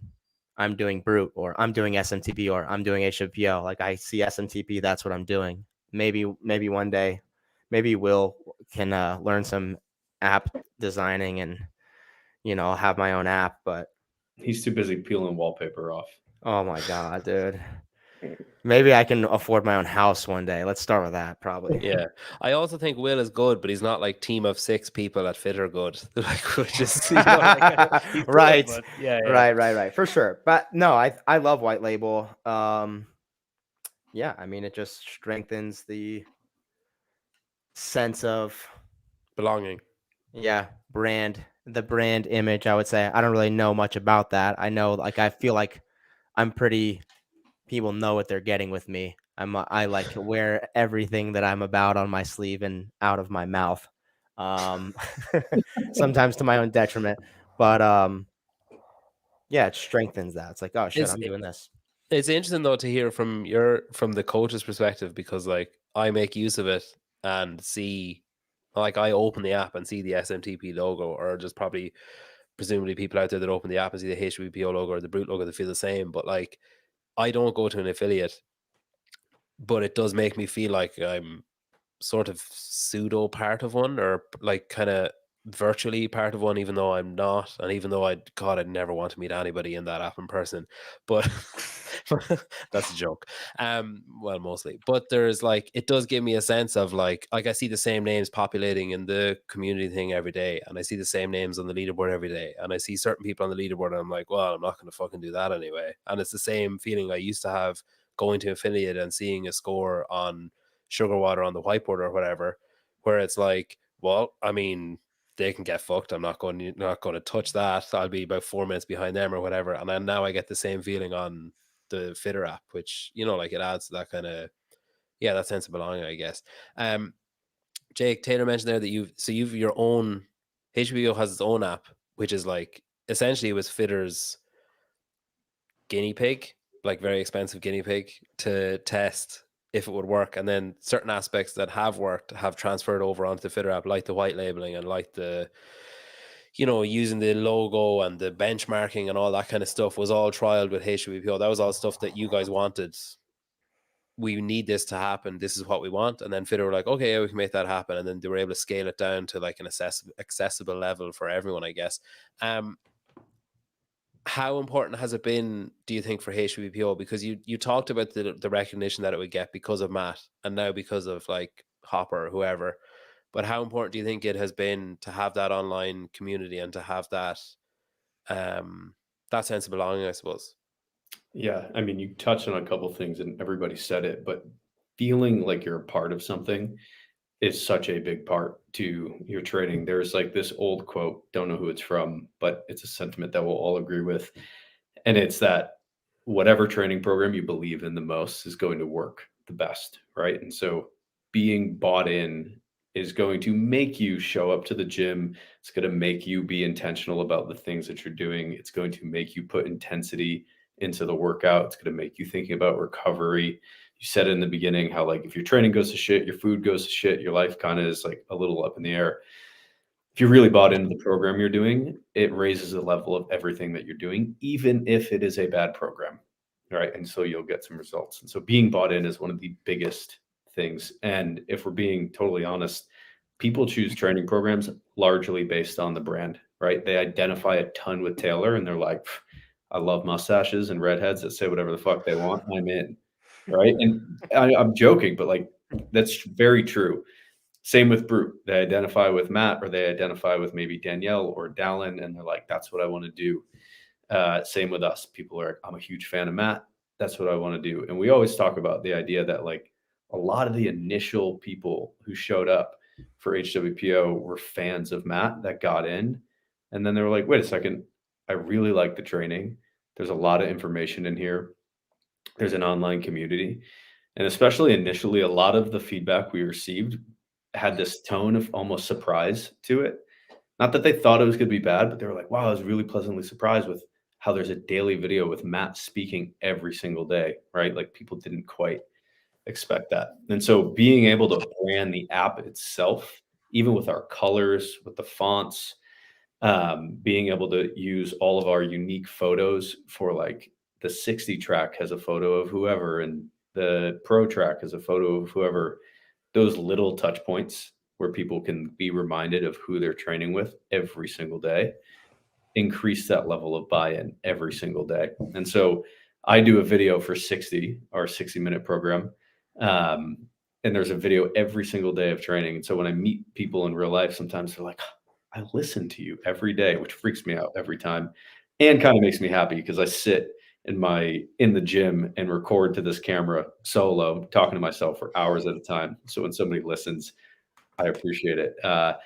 But they see me and they're like, oh, you're my coach, right? There's like this level of buy-in, and us being on our own app entirely, or you white labeling your apps, like it just increases it a lot. Do you write a script out for those videos? Like I'm trying to figure out, like, this is a serious question. Like I write notes out and it's time consuming. Because I write the program itself and often write notes for the program. And now Josh writes a lot of 60, and he writes, if you guys don't know Josh, he is one of the most detail-oriented people you are ever going to meet. And so he writes a lot of really detailed notes. So what I do when I go in is I go into the gym, I read the whole week, I read all of the notes on each day. And if there's something, a lot of our stuff is linear progression based, especially on strength. But if there's something of note, yeah, I'll write some notes out, but I don't write scripts for it. I used to write scripts, and to do the volume we're doing, I'm not able to, but because I coached an affiliate for 7 years, and because I did so many whiteboard talks, I just treat it like a whiteboard talk. That would save me a lot of time, so I've thought about it. Yeah, the scripts it's nice, right, for knowing what you want to say. Matt does his this way. He prints out the week, so I read it off my laptop. He prints his whole week off, and then he annotates it. So it's like quick notes, and then he goes through the week. Waste of paper. I write about 700 words to 1,000 words a day of training. Easily, like that's not an exaggeration. Yeah. Like I skim read like most, like I'm like, okay, like I'll be like, it starts off easy. It's like time domain, and then it's like then you get lost in the weeds really quick. But like it's all important stuff that like sometimes I scroll through. I'm like, fucking hell, Taylor. Like, geez, like maybe write these before you have coffee instead of after. I love writing them though too. But then like when you actually read them, like I did self-made. First month I didn't even fucking click on the notes. Like for the first month I did it, I was just like, I say more about you than self-made. Yeah, exactly. But it's like burpees. I mean, what can I fucking learn? Like just do it, like whatever. But then like I remember I did a show with Taylor, and I told him that I don't read the notes. And then I realized that he was actually a bit upset that I don't read the notes. So I was like, okay, I gotta start reading the notes. Time consuming. I was like, okay, I'm gonna start reading the notes. I would be upset too. But it has made a difference where there are things in there where, okay, like there is important stuff like substitute equipment or like movement substitutes. If you can't do X, do Y, whatever. His is like, if you can't do A, do B, or do C, or do D, or do E, or do F, or do G. Like there's a long list of like stuff to replace stuff with. And then the equipment list is the same. Because oftentimes I would have looked at a workout and be like, don't have a D ball. That's that. And I'll just be like, what's Thursday's conditioning? And I'll just skip to that instead. Whereas now I'm like, all right, fuck, I better do this other bullshit that he's put instead of that or whatever. But like I'm a little, when I hear Taylor saying that about doing the videos, I'm kind of like, don't do that. Because now I kind of like reading the notes. Well, asking the app, I don't fucking know. But like purely selfishly, I like having the ability to, like, when I'm having my breakfast, be like scrolling down through it and be like, all right, I know what I'm getting into now. It's kind of like it is like the whiteboard talk that you're saying, but it's on my terms. And I mean, it so depends on the person. I would personally prefer to read than listen or look. Like I feel like most people would prefer to look at Jake over me too anyway. So if I'm just making videos myself, that's probably only going to go so far. Yeah, try it for a week, and if the membership takes a nosedive, if I can't pay rent, stop. Yeah. Here's something you could try that is like a minimum viable is just pick a piece and do a video on the piece. That's true. Matt, the other stuff then that I find particularly useful with Fitr is like the video movement videos and stuff. You can put all that stuff in, and then benchmarking, which like I don't know, I haven't made much use of yet because I'm not really strong enough to need to care what my bench or squat or anything else is. Yes, you do. No, like Taylor can attest. I don't need to concern myself with that. But that kind of stuff, like I'm sure you looked into it before you signed up with Fitr, like, can we do this ourselves, or can we use something different, or can we use just like a group instead of an app or whatever? But like that stuff has to make your life just immeasurably easier. That is just like, it's all there. You literally just fill in the gaps, you fill in the blanks, and then it just does everything for you. And then like Taylor hasn't made use of this yet, I don't think, but like they have that thing with Zapier now or whatever, where like everything is integrated. Like it's literally like just handed to you on a plate of like, hey, reach your entire community in any way that they want you to reach them, and you don't actually have to do anything. It's just done for you. Like that kind of stuff has to just take, because I know you owned an affiliate, and that was, you mentioned when we chatted in Madison that it was adding a lot of stress to your plate, like having that play on you. And then you don't want that. When it's an online community, one of the benefits is that you shouldn't have to deal with those similar stresses. So I'm assuming that it offsets a lot of that for you. Yeah, I think like automating your processes are very important. You know, if you know, if Zapier wasn't there, a lot of I would even say like starting businesses, you know, you would have to hire 1 or 2 individuals to cover all those things, and that's all they would cover. It is good that Fitr has a Zapier integration, and it's something that we're pretty much like begging for the last like 5 months, and it's finally, you know, come across the board. And then there's, you know, those are things that help the business. And then I think what you were mentioning before, things that help the client or the user, is it's easy if we can put in a code that says their specific, you know, benchmark number. An example would be if we want our, you know, if in our programming it says 4x3 snatch at 80% of your 1 rep max snatch, the user does not have to go in and go, okay, you know, 235 divided by 80% or times 80 is what, right? Now it will actually have it in there as long as you put in your numbers, right? It'll be super easy for you. And so I think it's very beneficial for Fitr to have that. And you know, another thing is like the video attachments. You know, you can record a video, upload it to YouTube, and you know, of a snatch complex that might be, you know, a snatch pull, 2 low hang squat snatches, and you know, snatch balance and overhead squat, very, very quickly and very easily. Where, you know, I'm just like Jake, I'd rather look at something than read something. Just, you know, it's more, you know, it just captures my attention a little bit better. And so again, that is very much a user driven, I guess, like application. But that's the good thing about Fitr, is that there's things that are going to be super beneficial for the user, and then there's going to be things that are super beneficial for the back end business side of things as well. I need to explore Zapier. I'm scared of it because I don't understand it at all. A lot of zaps. Yeah. I don't know what it is, dude. I gotta look into it. Taylor, you should figure it out. It's super useful. It basically just integrates all, like MailChimp, all that kind of stuff into one, isn't it? Like Gmail, everything just goes into one. Talk to me like you're talking to someone who's 70. You have when one ball, and when you throw that one ball, it lands in 10 buckets at the same time. Wow. Okay.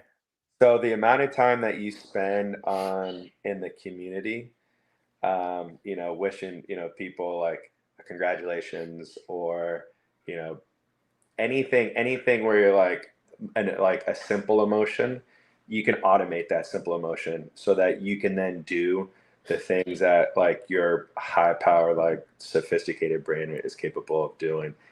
So essentially, like the energy, you can keep that, you can save that energy for like more programming, you know, growing whatever your business and any other capacity. And I guess like the easy thing would be like, okay, what are things that you wish you could take off your plate today that involves like that constant contact with your community?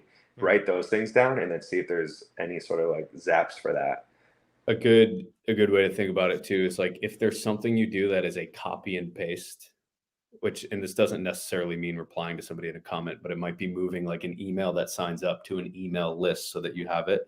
There's a zap for that, right? So you can connect those two things.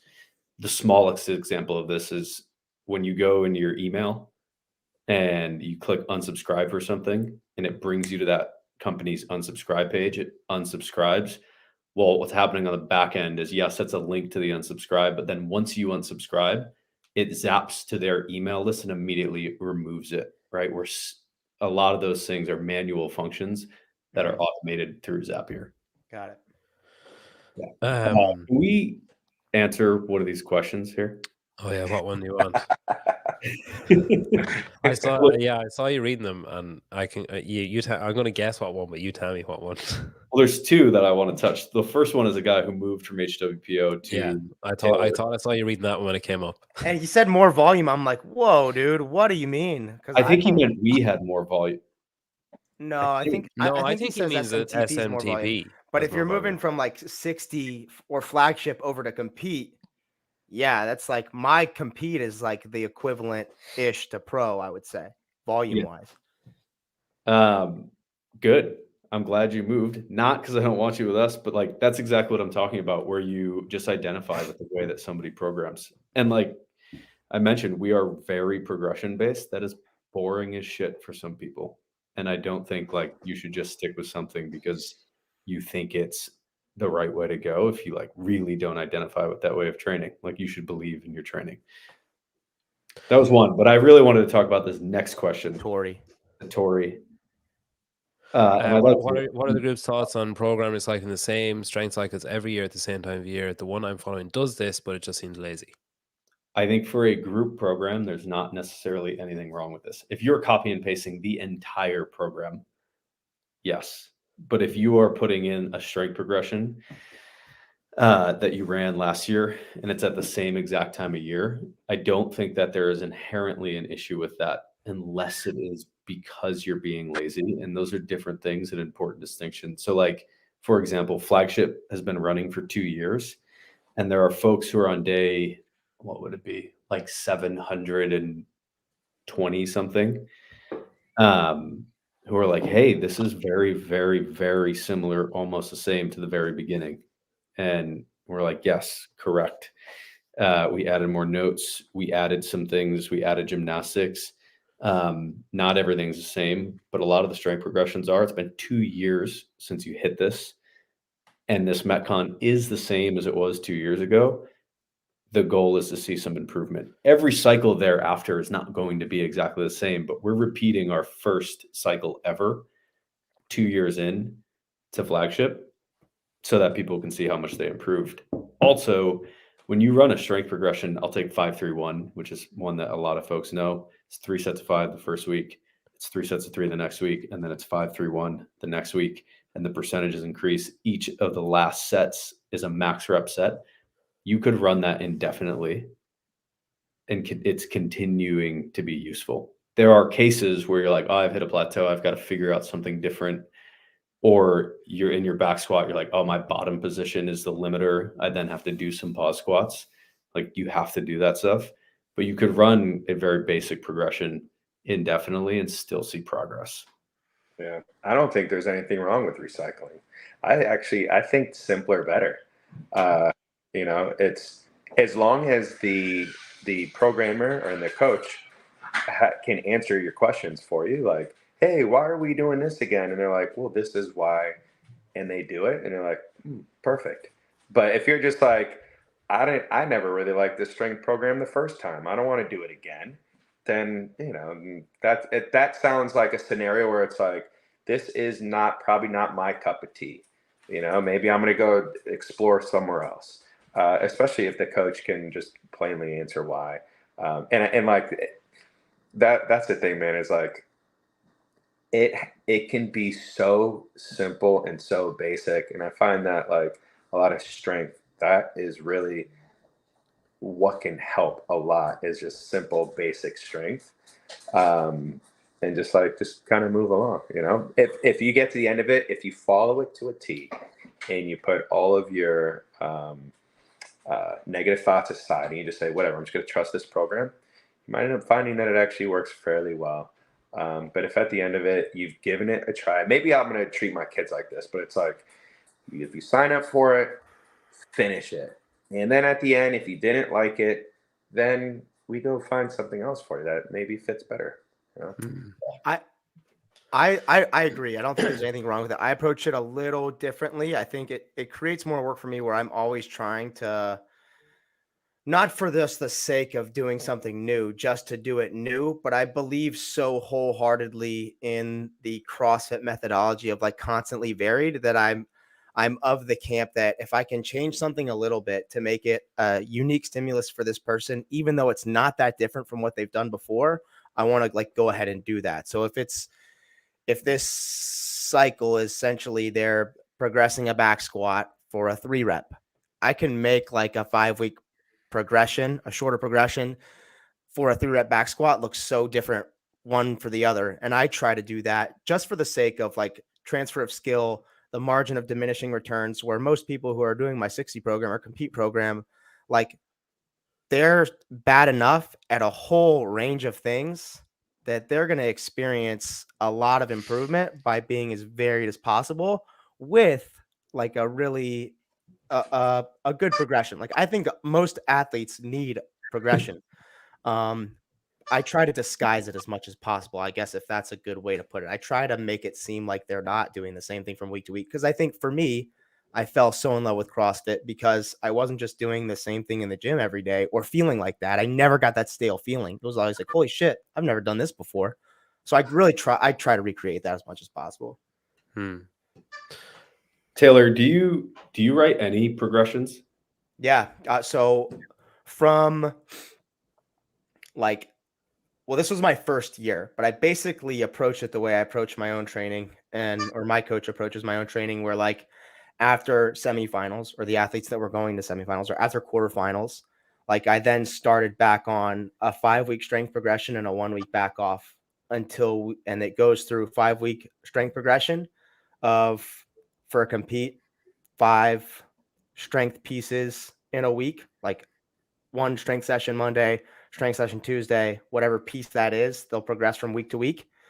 And then that's not to cut you off. Would a piece be like snatch, pull, back squat, or just exactly right. Snatch, pull, back squat. So like the way I write it in Fitr is I program all my stuff in a Google Doc, and like I put lifting, then workout 1, workout 2, accessory as just like a basic template. And my lifting will look like at the 0, this, at the 15, this. Okay. I don't know. I like that format. So I'll progress Mondays over a 5-week period. In the 6th week, it's like, okay, we'll do 1 workout, some accessory, or like 2 workouts, some accessory.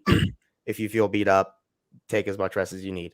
Then start a new 5-week strength progression. And I cycle through that until like, I think this year will stop around December 9th, and I'll take like 8 weeks or 10 weeks to you're still going to lift every day, but it's going to be pretty varied. And I wholeheartedly believe for people that are just trying to get to quarterfinals or just trying to get to semifinals, odds are you need to touch a lot of different things. And I try to expose them to as many different things as I can while still getting stronger. I mean, I think that's the magic of CrossFit, is that you can lift in a non-linear way and still get stronger. I like that. So you write. That's very progression based. Yeah, for sure. I just try to disguise it. I think that's where I put so much effort in, is trying to make it feel like, oh, I've never done that before, but they're still on a progression. Yeah, I like that. Yeah, it's funny that you say that you disguise it, because when he asked, do you do progression? I was like, no. It doesn't seem like you pay a whole lot of attention to the progression. No, I just don't have the prerequisite knowledge to understand. What about that gymnastic progression from the previous cycle or the one before that? Is that the optional one on Tuesdays? He didn't do it. No, I didn't do it once. It's optional, man. It was optional for 60. It's like, okay, yeah, I'm in Ireland and I'm going to head out to the fucking rain to my pull-up bar to do like fat grip pull-ups. Like, no, I'm just going to like, what's the workout? Like, that's the thing. My wife used to be like, oh, what are you training? What? You put a pull-up bar in the doorway. You could have one inside. Yeah, dude. You can get that for $50 on Amazon. Yeah. When the potato cellar. When I was sent this, I suggested that I was going to do pull-ups like off the bar, like that I was going to put bands around the barbell, so it didn't move and do pull-ups. And someone was like, well, best of luck with that. I've never tried it, because I'm like, will I die? Like, I might die, so I'm not doing it. But I think someone said that you can get like a bar that goes between the 2 uprights in this. So I think I'll just get that, and then I'll be able to do pull-ups inside in the winter. Is Cash just murdering a goose? What the fuck is going on there? Yeah, that the goose is long gone. It is murdered. Dude, I'm in the market for a cat. Yeah. Cash, not cat. Oh, Cash. Is that a dog? Oh, sorry. Yeah. Well, I'm in the market for a cat.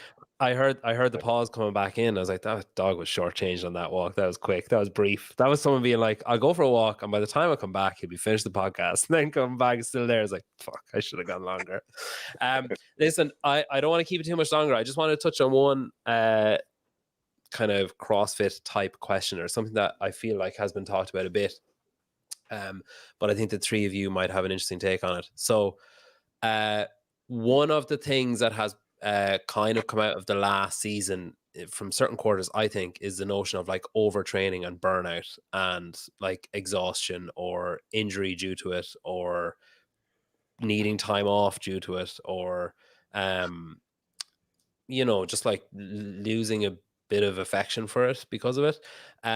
As coaches and as people who are programming, so we've talked about the fact that you want to get these athletes to be best prepared for what they need to do and for when they need to perform. And we've talked about the fact that that might look different for different people, where you have some people who want to perform at the games, and you have some people who want to perform at these off-season competitions, and you have some people who want to become a personality in the space. When you are on paper, the role of a coach is to sit down and to, like Taylor has said, you sit down on Google Docs or whatever, and you say, right, here's our like month, here's our 6 months, here's our year, this is what it looks like. Then you tell them and they go do it. You might look at their movement and then whatever. You guys, I feel like your role as coaches has shifted over the last period of time. And I think the early adopters are seeing more success in the realm of coaching, who have, noticed this shift early enough and have adapted, and are coaches in the more traditional sense of maybe an arm around the shoulder, maybe keeping an eye on what's happening away from the gym, maybe touching base on that kind of stuff, and effective communication. And now obviously there's an aspect of that where you're relying on the athlete telling you stuff and they might not want to, or they might feel they can't or whatever, and that's another set of problems. Is this something that you think has peaked? Is it something that you think is going to continue to cause problems or concern in CrossFit, of people overtraining and becoming injured, or people overtraining and losing the kind of lust for it, or people be like overtraining and saying, fuck this isn't for me, I'm moving camp? Is this something you concern yourselves with? And if it is, what do you think are the answers for it, or for the other camps are falling into it if you feel like you aren't? Jake, what do you reckon? First, I don't concern myself with like the large scale trend of, is overtraining something we're going to see more of or less of or whatever. It's a thing that happens, right? It's not new. Like, there's overtraining in anything where you can train for it, or like even stuff where you probably aren't necessarily explicitly training. Sports where I'm thinking like, I don't know what a sport would be that you're not explicitly training for, but things where you're just burnt out on doing the same shit all the time in the same way, and it's all that you're focused on.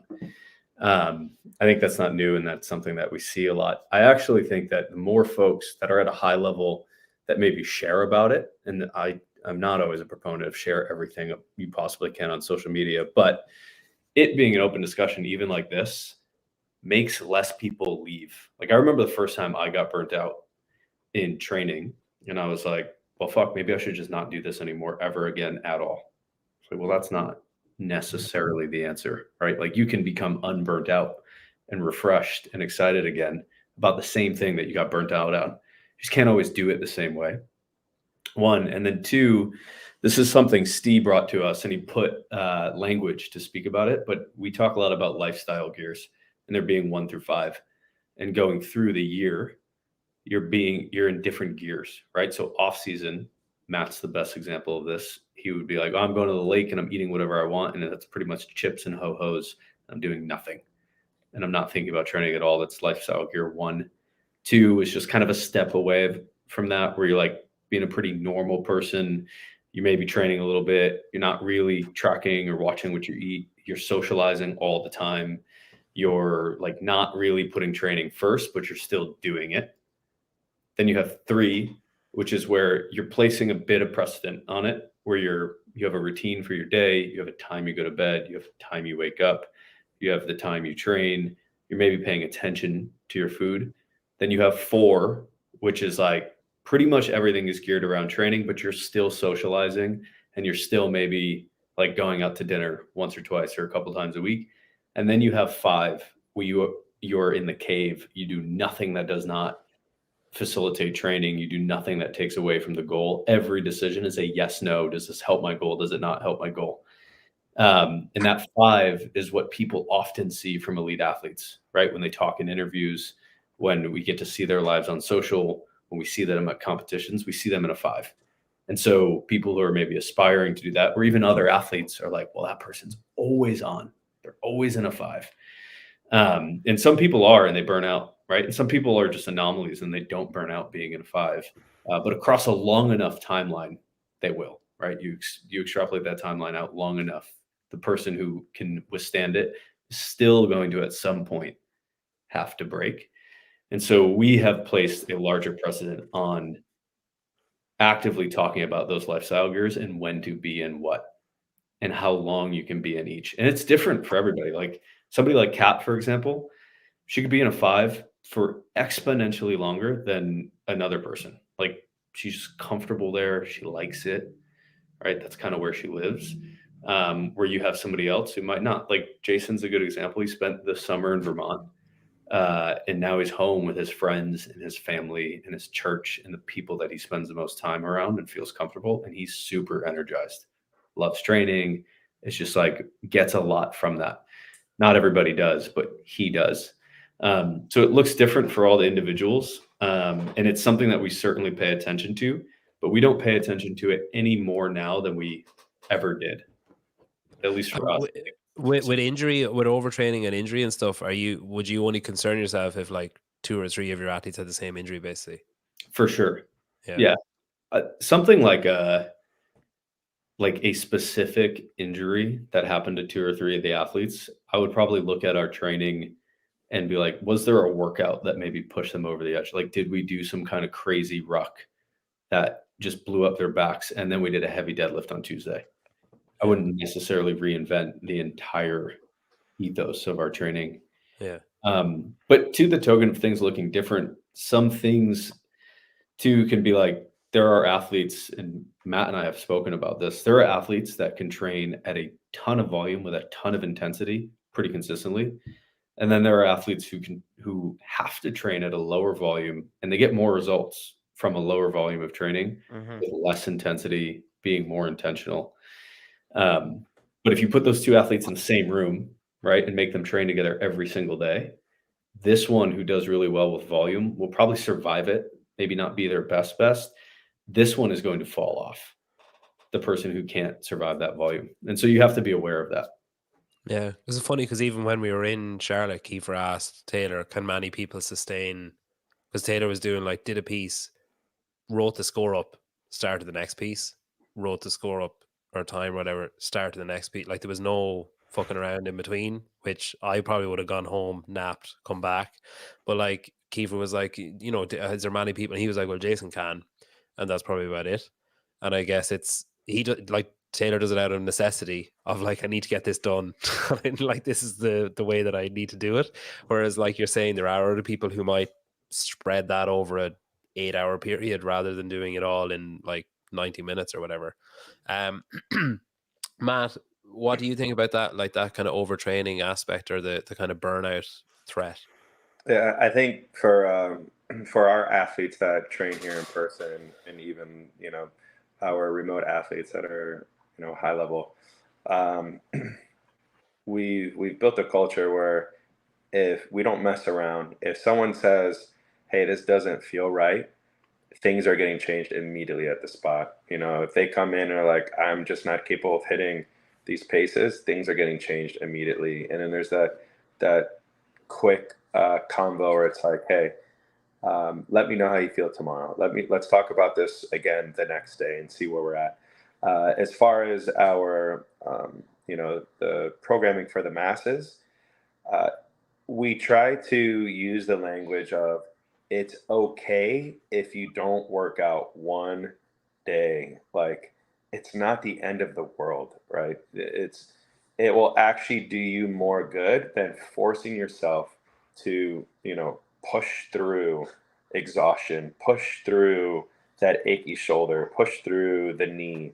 So it's a little bit harder, but I do think that just having this conversation, like Jake mentioned, it helps people understand and realize. And even for people that they don't think that they ever need rest days, or they think that they never need deload times, and it's like they don't know they need it until they run into that wall and they're like, why am I so why are my knees hurting, or why is my back hurting, or why is this happening? And it's like, they may not be able to see it from their perspective, But as long as the professional athletes, if they're following them and the professional athletes can say, hey, like, this is what my season looks like, and it gives them that light bulb that goes off, and it's like, oh, okay, maybe I don't need to put so much unneeded pressure to try to fit everything in such a short amount of time. And so that's, I think to speak to the masses, it takes a lot more than just like me telling someone. It takes them, going through it themselves, seeing other athletes go through it, see other athletes talk about it. What do you think, Taylor? I think to the trend and like of me thinking after the games, like, were there camps or athletes where they seemed like they lost their luster or there wasn't a lot of pop? My perception is that the volume of training I felt like climbed, seeing everything that Rich did, having the perception of everything that Matt did. He never posted what like a full day of his looked like, so you would never know. But the perception was like, holy shit, he was in there every minute of the day. Seeing some of the events that Dave Castro programmed, like Atalanta, just dumb, like volume to the point of that's a stupid workout. And I would tell him to his face too, a dumb workout. I just think it's dumb, especially as a final. Like, yeah, anyways. I definitely think the trend to like train as much as possible was like, that was where things were trending. And then boom, Dave's gone, Boss comes in, and it's like execution and intensity, not volume within a workout. That was like a huge shift. And I think some people, at the end of the day, the fittest won for sure. But I think without a doubt, seeing some athletes who can handle what Tia and Matt and Rich can handle, and everyone thinking that's what I have to do to be successful, I definitely think there's a lot of that. And I think the athletes, there are a lot of athletes where that's just not the case. That's not going to be their recipe for success. Ariel Lowen, a Jason Hopper, where he can train 90 minutes a day at lunch break, working at his church, and then fucking destroy everyone at the MAC. Like, that's crazy. So I think it's just, one, the sport's so new. So it's like, what is the actual recipe? What's the general recipe for success? Not just, hey, what works for Matt? What works for this person? What is going to work most of the time for most people? I think is what a lot of people are in search for. And, we're probably pretty close. But I definitely think for, at least in my mind, I hadn't really thought much of that. Okay, a lot of people are seeing what these best athletes are capable of doing and the frequency with which they're doing it at, and what Dave is putting out, where it's almost like the recovery games. Like, can you do this workout and then recover enough to even be able to fucking function for the next? People are like, volume, volume, volume. I probably didn't even catch myself trending towards that until seeing like the massive difference from how Boz does things. But then if you overcorrected for Boz and then Dave comes back and you get a bit of more dose of a Dave, you're like, oh shit. I definitely think that existed. I think people look at training. Sorry, I don't want to cut you go off. ahead. I think people look at training, especially who aren't like us, who are really into it, as magic. Right. And so especially athletes and normal humans, like we all know the person that trains all the time for no reason because they're running away from their own demons, which is fine. That's your therapy. That's your therapy. He's in the box below you, Jay. Chill. Right? But I think that there's so many feelings around training, like, and a lot of times you just feel like you look better after you've trained, right? Whether that's true or not is like up for debate, and it's often not, but that is often why you see people train every single day. And there's this belief that like training is magic, like I said, and they think that, oh, just doing so much volume, like it must be that I'm getting better. And I think that people on the whole are pretty resilient and tough, and often tougher than they are smart, and so they will push themselves through some shit that they probably shouldn't. And then they look at people who are the best, right? And if we're going to talk about Rich and Tia and Matt, we have to recognize that they're genetic outliers. Like they are so much better than everybody else that yes, they are probably training better than everyone, but they also have something that other people don't. They move perfectly too, so they can tolerate a lot. Right? And it's like, if you do an imperfect movement on a joint 1,000 times and Matt does a perfect movement on a joint 1,000 times, he's going to be fine and you're going to be a little banged up. Yeah. And people try to emulate what the best of the best of the best do. And in almost no other sport is that the generally accepted practice. Like I came up in powerlifting, and even the best of the best would say, hey, this probably is not what you should do. And then even the coaches in the space were like, hey, listen, like what the best in the world is doing is probably not what is going to help you. Person who is also competing against best in the world. And then the other token, you touched on it, Taylor, is volume's a tool that we use to get ready for the test, right? Like volume is not the thing that makes athletes really good. Right. It's something that we have to be prepared to withstand. And so like when I'm preparing an athlete for the games, I'm not like, oh, we need to do so much volume so that we can get a ton of results. Like we need to do so much volume so that you can and still express it under these conditions that you're going to be under.